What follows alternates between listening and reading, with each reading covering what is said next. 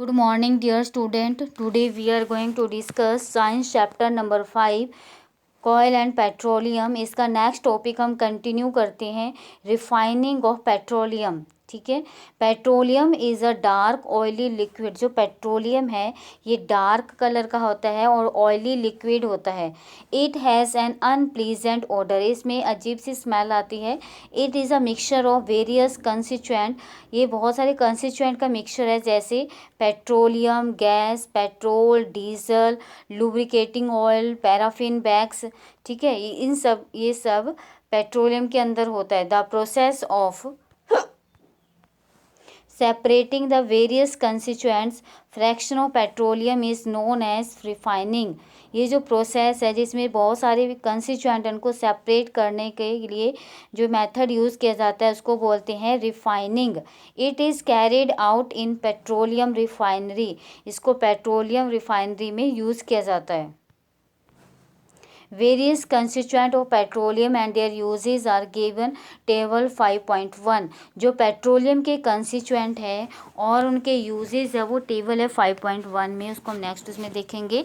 उसमें दिया हुआ है many useful substances are obtain from petroleum and natural gas. बहुत सारे यूज़फुल जो सब्सटेंस है वो पेट्रोल से और नेचुरल गैस से ऑब्टेन किए जाते हैं. These are termed as petrochemicals. इनको पेट्रोकेमिकल्स बोलते हैं. These are used in the manufacture of detergents. ये किसके लिए यूज़ किया जाता है? डिटर्जेंट बनाने के लिए, फाइबर्स बनाने के लिए, polyester, nylon, acrylic etcetera. Polythene and other man made plastics. जो पॉलीथीन बनाने में, बहुत सारे अदर मैन मेड प्लास्टिक बनाने के लिए. Hydrogen gas obtain from natural gas. जो हाइड्रोजन गैस है वो नेचुरल गैस से ऑब्टेन की जाती है. Is used in the production of fertilizers. जो हाइड्रोजन गैस है उसका यूज़ फर्टिलाइजर, यूरिया बनाने में किया जाता है. Due to its great commercial importance petroleum is also called black gold. जो इसकी बहुत सारी इम्पोर्टेंस है, कॉमर्शियल इम्पोर्टेंस है पेट्रोलियम की, इस वजह से पेट्रोलियम को ब्लैक गोल्ड बोला जाता है, काला सोना. Natural gas. Natural gas is a very important fossil fuel. जो नेचुरल गैस है बहुत इंपॉर्टेंट फॉसिल फ्यूल है, because it is a easy to transport through pipes. क्योंकि इसको पाइप के थ्रू ट्रांसपोर्ट करना बहुत ईजी है. Natural gas is stored under high pressure. जो नेचुरल गैस है उसको हाई प्रेशर के अंदर स्टोर करते हैं एज कंप्रेस्ड नेचुरल गैस. इसका नेचुरल गैस का वो जो फुल फॉर्म है compressed natural gas, CNG. Question भी आ जाता है कि CNG की फुल फॉर्म क्या है. CNG की फुल फॉर्म क्या है? Compressed natural gas. C से कंप्रेस्ड, N से नेचुरल, G से gas. CNG is used for power generation. So CNG जो है वो पावर जनरेशन में यूज़ किया जाता है. It is now being used. अब इसका कहाँ यूज़ किया जाता है? ये टेबल देख लेते हैं 5.1. जो पेट्रोलियम के जो कंस्टिट्यूएंट है और उनके यूजेस. फर्स्ट कंस्टिट्यूएंट जो है पेट्रोलियम का वो है petroleum gas in liquid form, LPG. ठीक है, LPG लिक्विड पेट्रोलियम गैस. इसका यूज़ कहाँ किया जाता है? Fuel for home and industry. जो इंडस्ट्रीज़ है हमारे घर में इसका फ्यूल के रूप में यूज़ किया जाता है. पेट्रोल सेकेंड कंस्टिट्यूएंट है पेट्रोलियम का, पेट्रोल.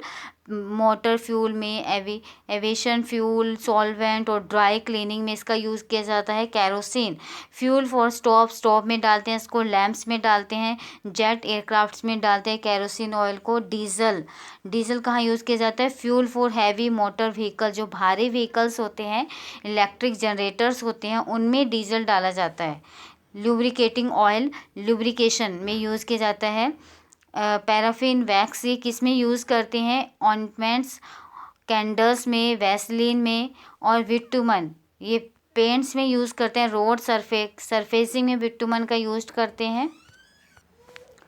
जो CNG है, CNG as a fuel for transport vehicles because it is less polluting. जो CNG है वो व्हीकल में, ट्रांसपोर्ट व्हीकल में यूज़ किया जाता है एज अ फ्यूल, क्योंकि ये लेस पॉल्यूटिंग है, बहुत कम पॉल्यूशन होता है इससे। It is a cleaner fuel, ये क्लीनर फ्यूल है। The great advantage of CNG is that, जो CNG की ग्रेट एडवांटेज क्या है, it can be used directly for burning. ये डायरेक्टली किस में यूज़ करते हैं, बर्निंग में। इन होम्स एंड फैक्ट्रीज में इसका यूज़ किया जाता है। And where it can be supplied through pipes, जहाँ इसके हम सप्लाई करते हैं पाइप्स के थ्रू। Such a network of pipelines exist in Vadodara, जो ऐसे पाइपलाइन बनाई हुई है इसको सप्लाई करने के लिए, वो बड़ोदरा में है, गुजरात में। सम पार्ट्स ऑफ दिल्ली, कुछ दिल्ली के पार्ट्स में भी है और कुछ अदर प्लेसेस में भी है। Natural gas is also used as a starting material for the manufacture of a number of chemicals and fertilizers. जो नेचुरल गैस है इसका यूज़ कहाँ किया जाता है, स्टार्टिंग मटेरियल किसके बनाने के लिए, केमिकल्स बनाने के लिए, फर्टिलाइजर्स बनाने के लिए।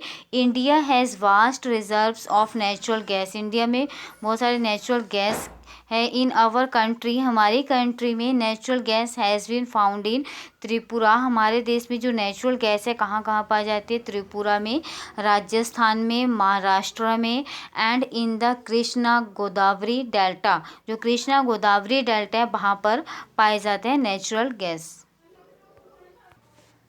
Can coal, petroleum and natural gas be prepared in the laboratory from dead organism? क्या जो कोयला है, पेट्रोलियम है, नेचुरल गैस है, उनको हम लेबोरेटरी में प्रिपेयर कर सकते हैं डेड ऑर्गेनिज्म से? नो, ऐसा नहीं कर सकते। There formation is very slow process, ये जो कोयला बनने की फॉर्मेशन प्रोसेस है, पेट्रोल बनने की जो प्रोसेस है, ये बहुत स्लो प्रोसेस है। And condition for their formation can not be created in the laboratory, जो इनको बनाने के लिए जो कंडीशन है वो हम लेबोरेटरी में वो कंडीशन क्रिएट नहीं कर सकते। इसलिए हम जो कोयला है, पेट्रोल है, ये नेचुरल गैस है, इनको हम लेबोरेटरी में प्रिपेयर नहीं कर सकते। Some natural resources are limited, कुछ जो नेचुरल रिसोर्सेज है वो लिमिटेड होते हैं, मतलब कम होते हैं। You have studied in the beginning of the chapter that some natural resources are exhaustible like fossil fuels, आप सबने चैप्टर के शुरू में पढ़ा होगा, कुछ जो नेचुरल रिसोर्सेज होते हैं वो एग्जॉस्टिबल होते हैं, ख़त्म हो सकते हैं, जैसे फॉसिल फ्यूल कौन, फॉरेस्ट है, मिनरल्स है। You know that coal and petroleum are fossil fuel, जो कोयला और पेट्रोलियम है वो भी एक फॉसिल फ्यूल्स है। It require the dead organisms millions of years to get converted into this fuels, इसके लिए बहुत सारे डेड ऑर्गेनिज्म चाहिए, मिलियंस सालों के बाद ही जो ये फ्यूल बनता है। On the other hand the known reserves of this will last only a few hundred years. Moreover burning of this fuel is a major cause of air pollution, जब ये फ्यूल बर्न करते हैं हम इनको अपनी air में, तो इसकी वजह से एयर पोल्यूशन होता है। Their use is also linked to global warming, इसकी वजह से ग्लोबल वार्मिंग होती है।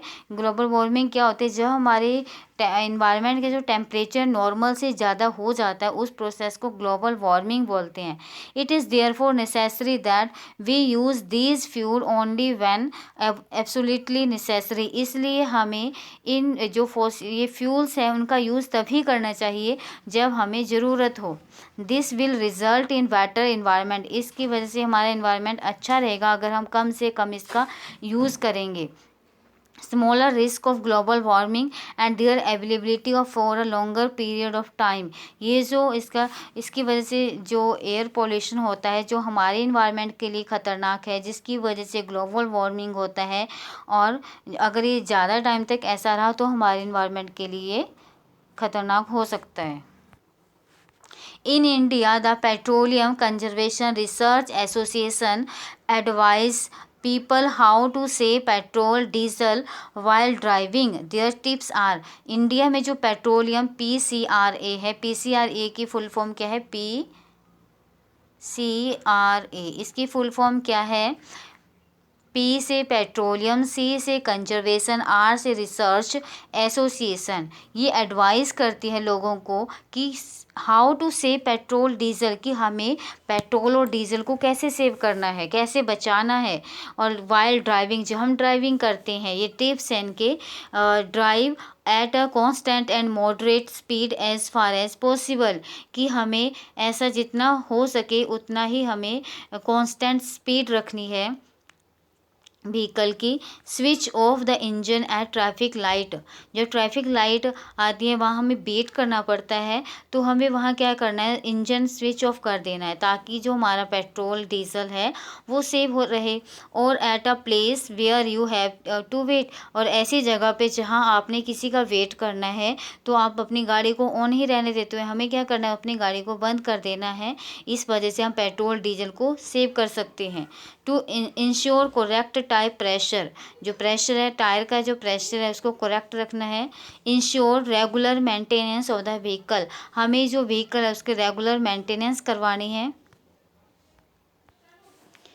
ठीक है स्टूडेंट, ये हमारा चैप्टर 5 कंप्लीट हो चुका है, और इसके जो क्वेश्चन आंसर मैं आपको PDF बना के सेंड कर दूंगी। हमारा लेसन 5 कंप्लीट हो चुका है, और आपने जो इसके क्वेश्चन आंसर है वो साथ साथ लिखने हैं और लर्न भी करने हैं। ठीक है स्टूडेंट, थैंक यू।